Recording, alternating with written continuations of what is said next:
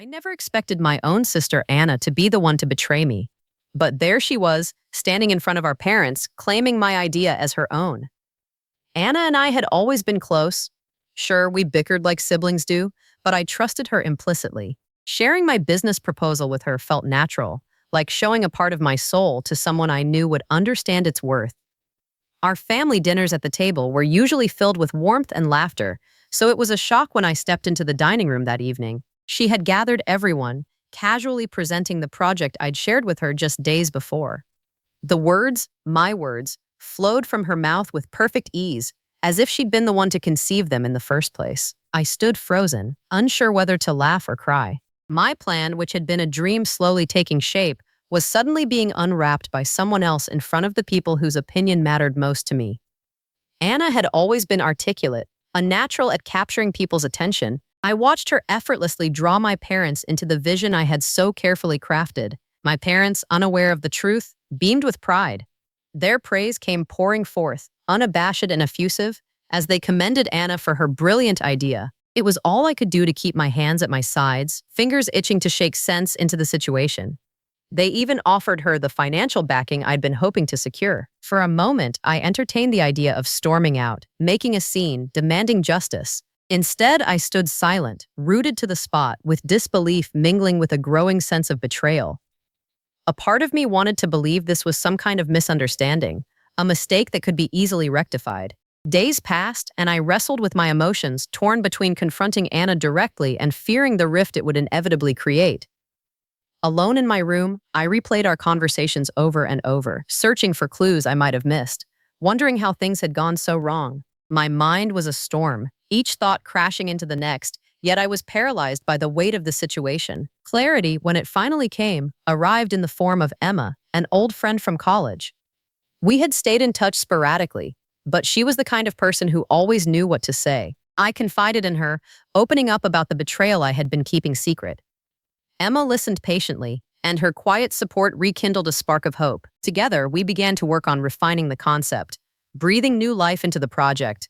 Emma's insights added unique elements that I hadn't considered before, transforming my original vision into something even more appealing. Each brainstorming session was a balm on the wound Anna had inflicted, turning pain into purpose. The turning point came unexpectedly. With Emma by my side, we decided to launch the project ourselves. It was a bold move, one fueled by determination and a touch of defiance. I put everything I had into it, every ounce of passion, every sleepless night of planning. When the moment finally arrived, it was nerve-wracking yet exhilarating. To my astonishment, this new version of the project captured attention almost immediately. Word spread quickly, and we soon found ourselves in discussions with investors. Among them was someone my parents had known for years, someone whose support Anna had hoped to secure. It seemed the universe had a way of setting things right. The day the investment was finalized, my parents called me. Their voices were filled with curiosity and surprise.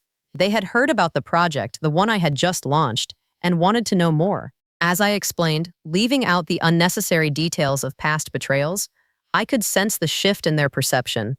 The truth lay bare between the lines, unspoken but understood. In the end, it wasn't about the financial gain or the accolades. It was about reclaiming what was mine, about proving that my ideas had value beyond someone else's shadow. Anna never openly acknowledged what she had done, and perhaps she never would.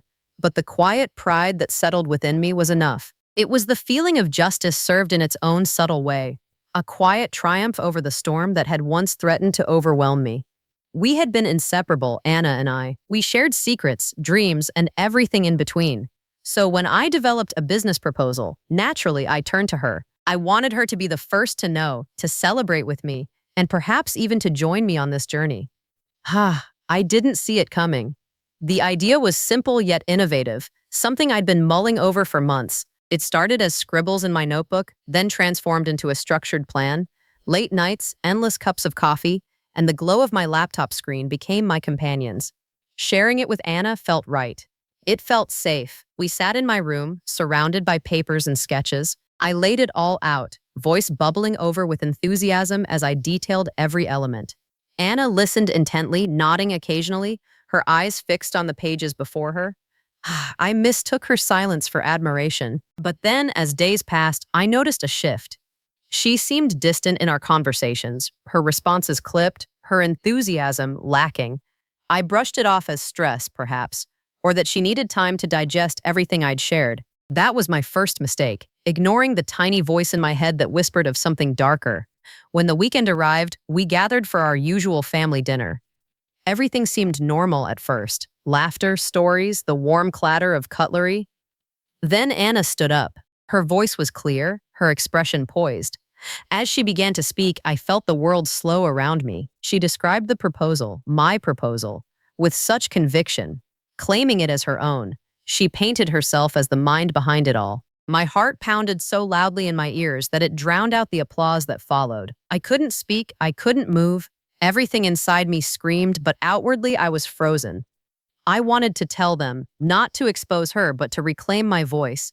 But the words wouldn't come. My parents were ecstatic, brimming with pride and admiration. Their eyes shone with belief, not seeing the betrayal playing out in the shadows of their dining room. They promised her support, encouragement, funds.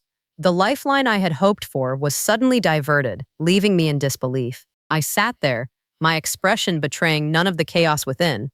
I simply nodded when necessary, my voice a whisper amidst the celebration. That night, as I lay awake, I replayed every interaction, every conversation, trying to pinpoint when things had changed. Days turned into a blur of confusion and hurt. I knew I had to confront Anna, but the thought of it weighed heavily on my heart. Family meant everything to me, and I couldn't bear the thought of tearing us apart. Even so, I couldn't let her get away with it. Then Emma called. We had lost touch since college, but she had always been there during pivotal moments in my life.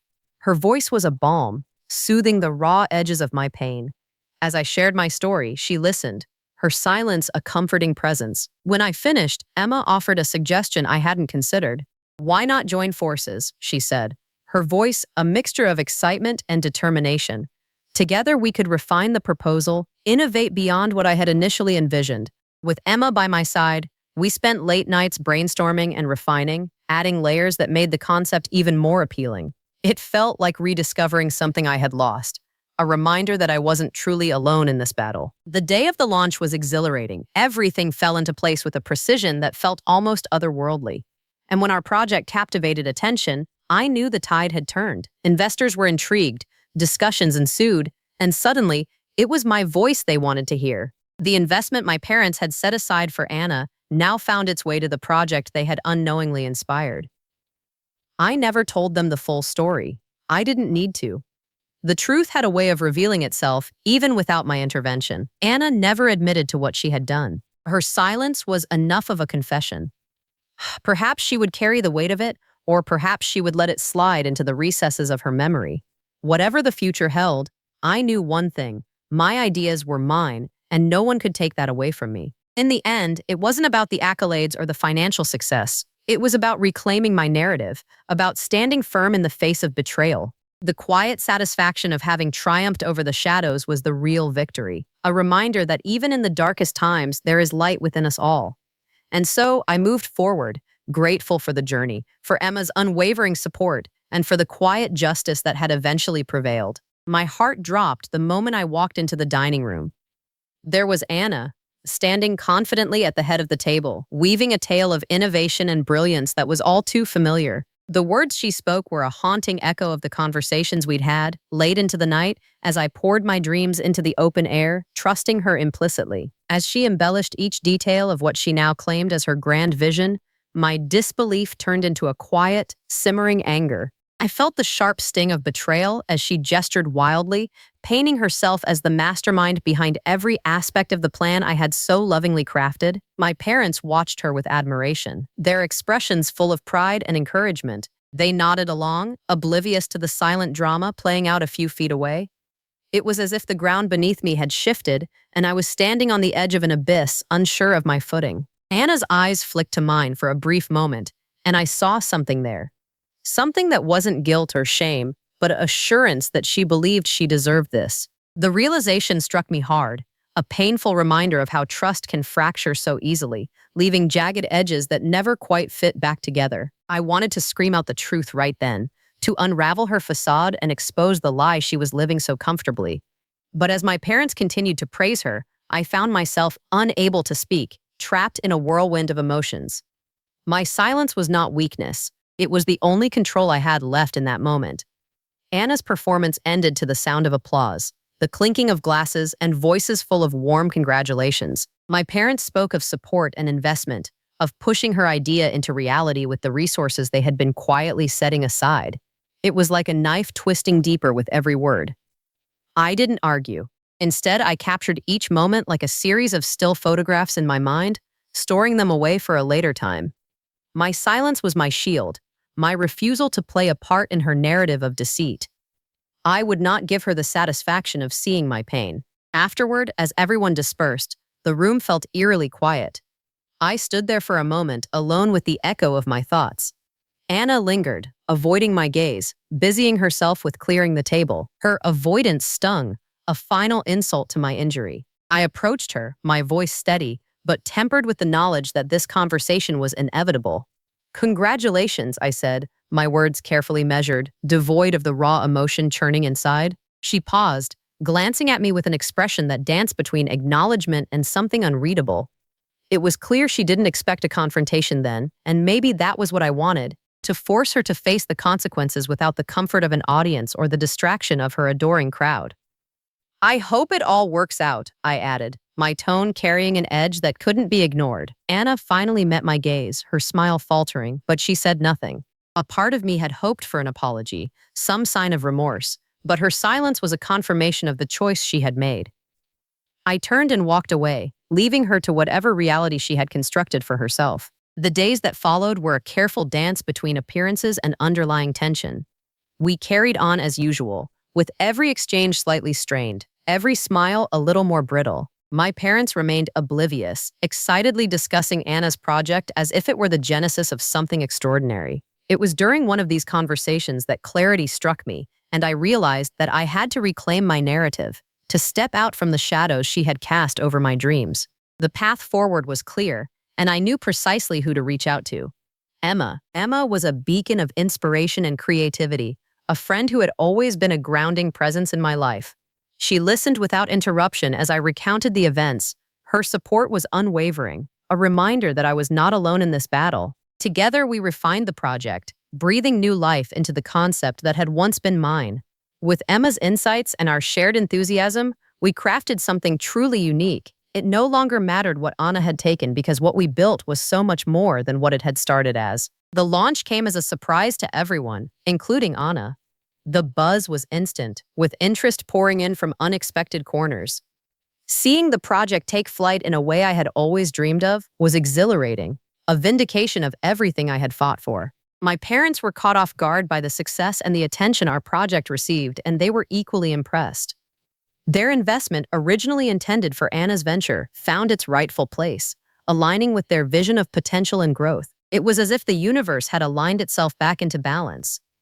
In the quiet moments that followed, I reflected on what had transpired, on the choices that had led us all here. It wasn't triumph over Anna that filled me with satisfaction, but the quiet understanding that justice and truth have a way of emerging, even when the path is murky. Anna's silence persisted, a admission that needed no words. Whether she carried the weight of her actions or dismissed them as a necessary step in her journey, I would never know. But it no longer mattered. The project flourished, a testament to perseverance and the strength found in the bonds of genuine friendship and trust. I realized then that the betrayal I had experienced was not the end, but a turning point, a catalyst for growth and fortitude. And so I moved forward, carrying with me the lessons that could only be learned through fire and shadow.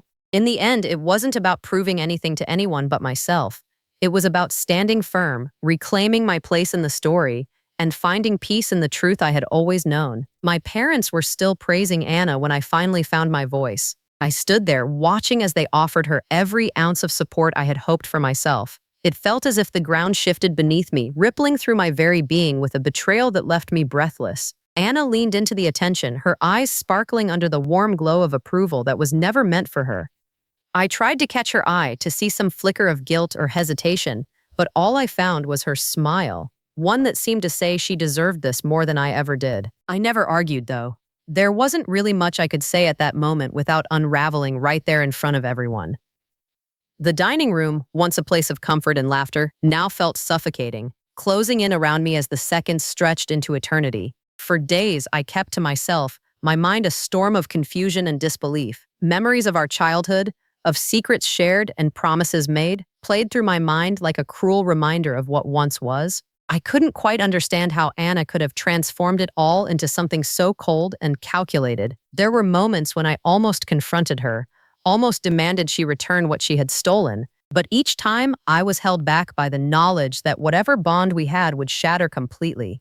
And so I waited, trapped in a silent prison of my own making. Then, one afternoon, clarity arrived in a most unexpected way when I received a call from Emma, an old friend from my college days. We hadn't spoken in years, but hearing her voice was like a balm to my frayed nerves.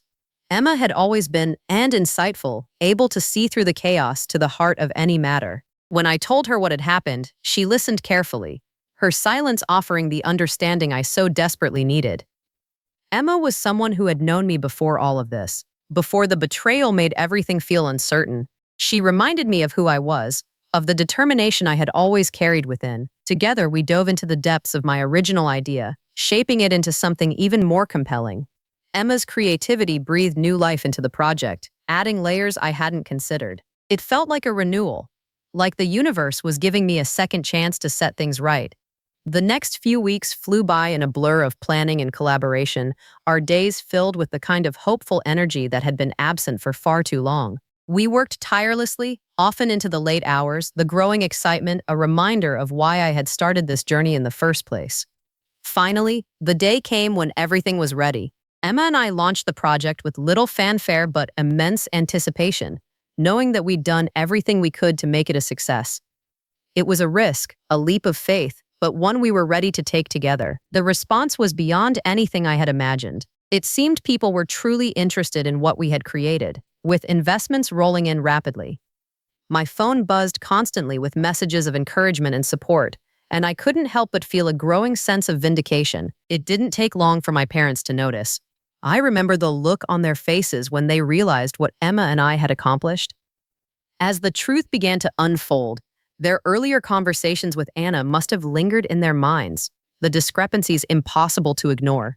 I didn't relish their discomfort, nor did I take any pleasure in Anna's sudden struggle to maintain her facade.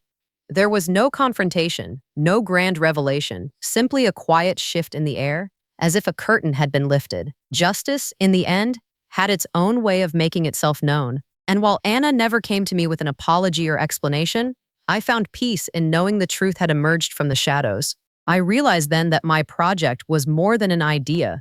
It was a testament to resilience, to the power found in authentic connections and the strength that comes from standing one's ground. As it grew, so did I, finding my way back to the person I knew myself to be before the betrayal had cast its long shadow. In those moments, I understood that it wasn't victory over Anna that I sought, but a reclaiming of my own path, my own narrative. The past could not be changed, but the future was mine to write, filled with the lessons learned and the quiet assurance that truth, in its gentle persistence, would always find the light. And so life went on, neither as it was nor as I had first imagined it to be, but as something wholly new, an ever-unfolding story that welcomed me back with open arms. For a few days, I couldn't shake the heaviness in my chest. I felt like I was drowning in a sea of confusion and betrayal. The thought of confronting Anna made my heart pound, but I knew I couldn't let things continue this way. There was a quiet, determined part of me that refused to accept her actions without a fight. Every time I considered speaking to her, I saw our family dinners playing out in my head. Awkward silences, overshadowing the laughter we once knew. I feared the rupture would be irreparable, that our family would never be whole again. Yet, each time I hesitated, the image of Anna standing there, basking in the glory of my hard work, haunted me. It was during one of those restless evenings that I got a call from Emma. We hadn't spoken in a while, but hearing her voice was like a balm to my frayed nerves. I remembered her as someone who always had a knack for honest advice, delivered with a touch of humor. As we caught up, I couldn't help but spill my story. The hurt, the disbelief, the anger that simmered just beneath my skin. Emma listened, really listened. And when I finished, she didn't hesitate.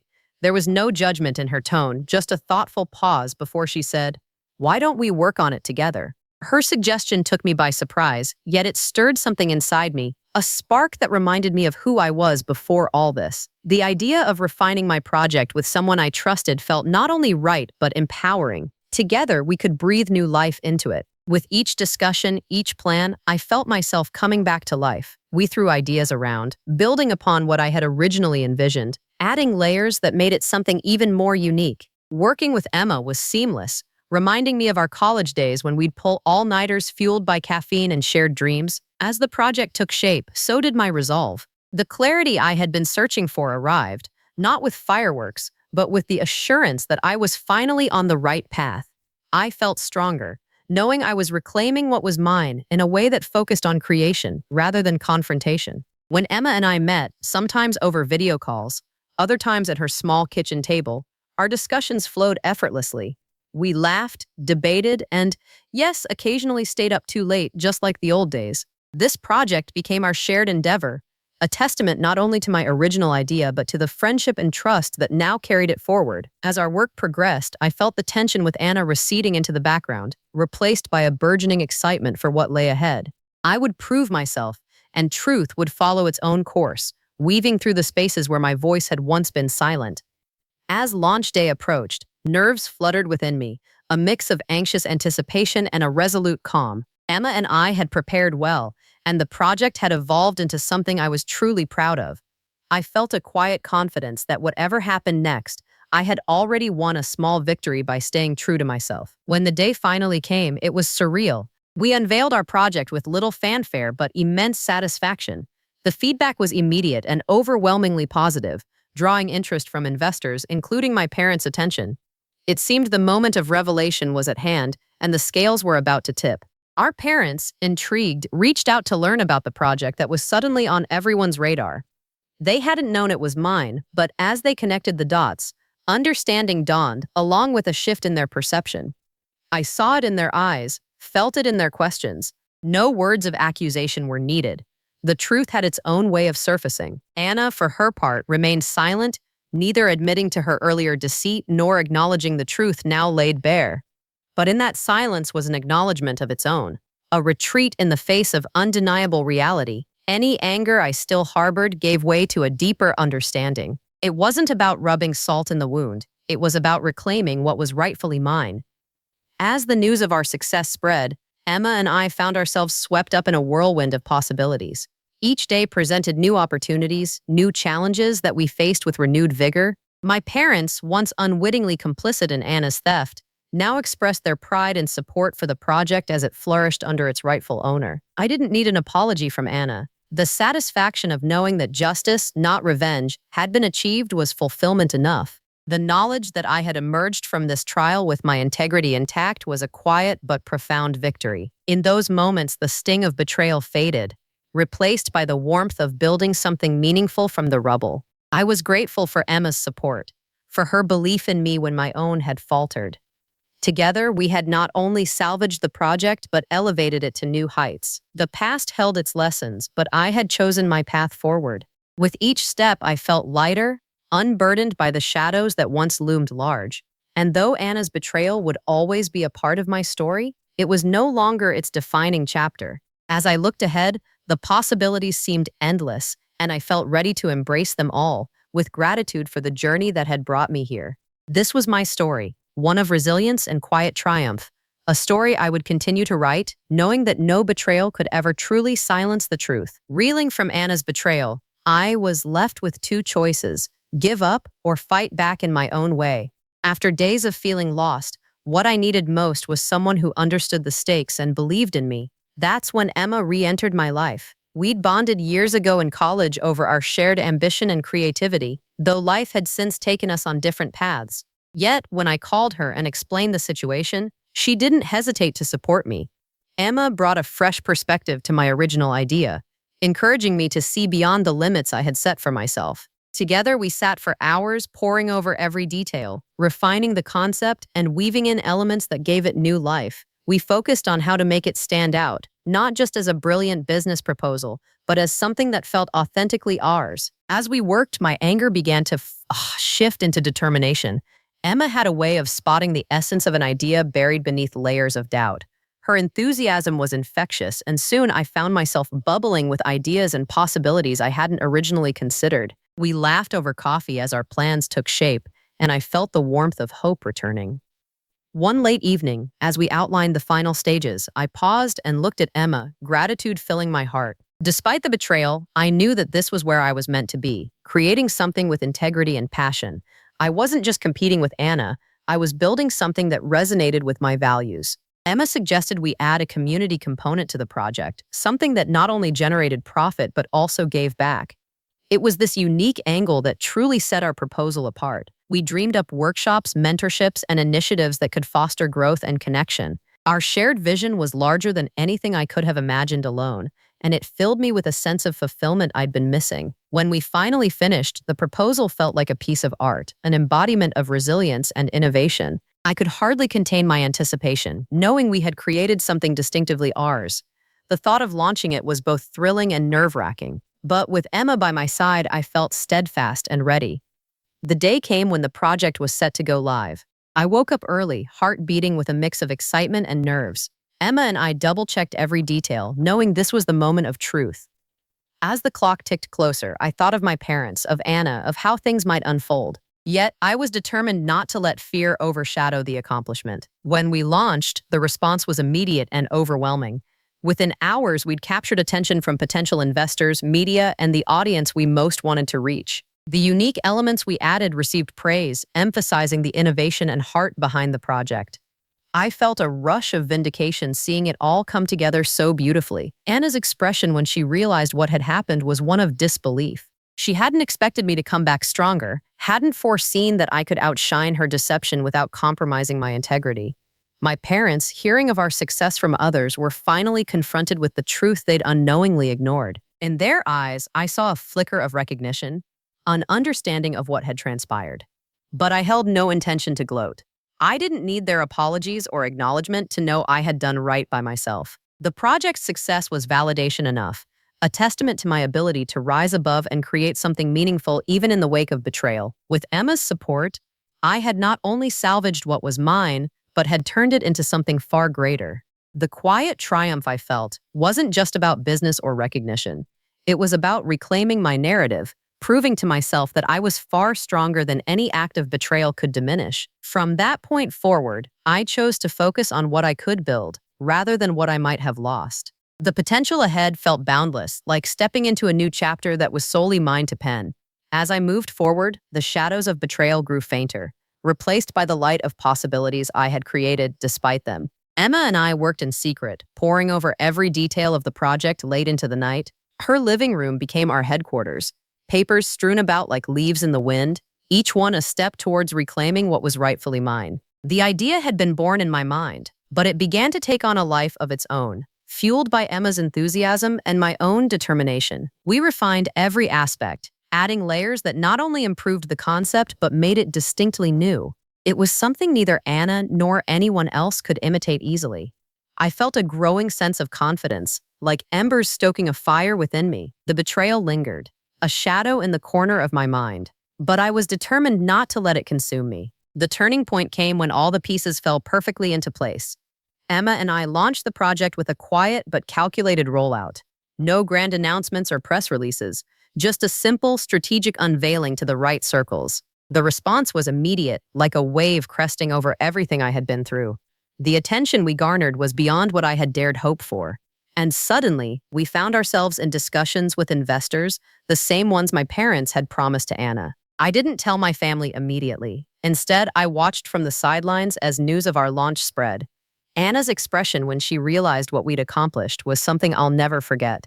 Her facade of confidence crumbled, replaced by disbelief and a silent plea for my silence. She tried to confront me, but I met her with a calmness I didn't know I possessed until that moment. "How could you, after everything?" she demanded, her voice a mix of outrage and desperation.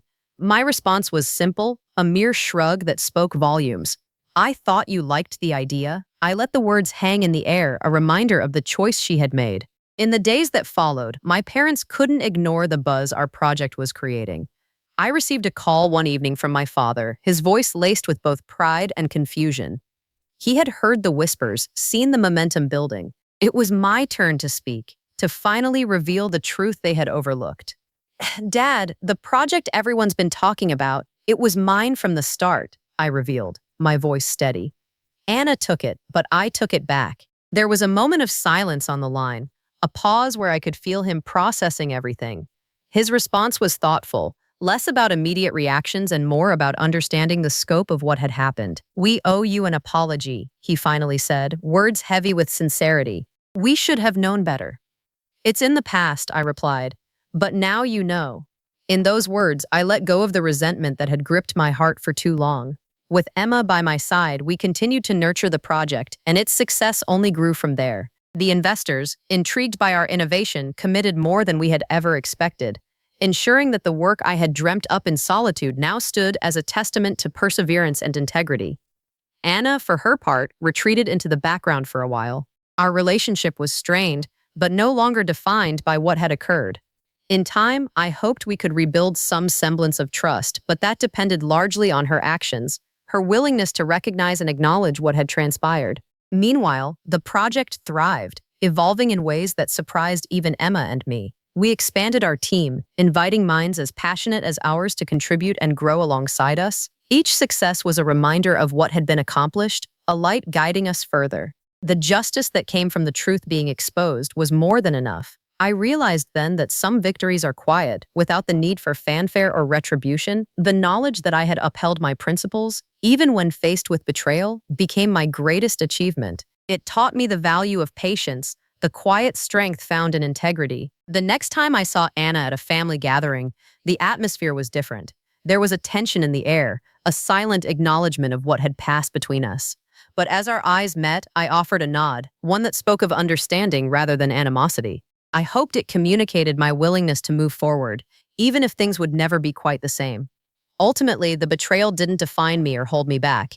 It propelled me to reach heights I hadn't foreseen, to forge a path illuminated by resilience and creativity. As I stood there, amidst family and friends who now knew the full story, I felt grounded in my truth. The echoes of betrayal faded into the background, overshadowed by the vibrant future I had crafted. With each step, I embraced the uncharted journey ahead, knowing that I had risen above adversity and reclaimed my own narrative. The sense of peace that accompanied this realization was profound, a quiet triumph that settled gently around me. As I stood there enveloped by the hum of the gathering, I couldn't help but reflect on the journey that had brought me to this moment. It felt surreal, like a scene unfolding outside of myself, yet every aspect was entrenched in my reality. The whispers of conversations mingled with laughter, filling the air with a warmth that hadn't always been present since the fallout with Anna.